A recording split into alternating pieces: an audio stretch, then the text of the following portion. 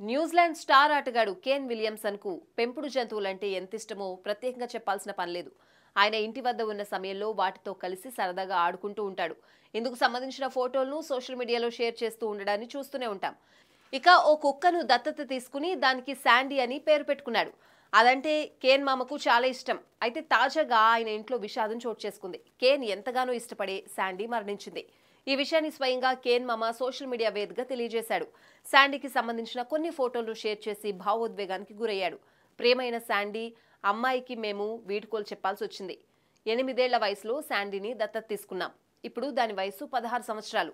ఆమె మా జీవితంలో వచ్చిన తర్వాత నుంచి మాకు ఎన్నో ఆనందకరమైన జ్ఞాపకాలను అందించింది. వాటిని మేము ఎప్పుడూ మర్చిపోము. ఇందుకు ఆమెకు కృతజ్ఞతలు.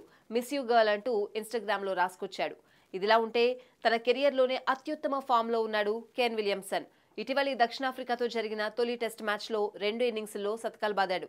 మొదటి ఇన్నింగ్స్లో 118 పరుగులు చేసిన విలియమ్సన్ రెండో ఇన్నింగ్స్లో 109 పరుగులు చేశాడు. ఈ క్రమంలో 2 ఇన్నింగ్స్లో సెంచరీలు చేసిన 5వ న్యూజిలాండ్ ఆటగాడిగా రికార్డులకెక్కాడు.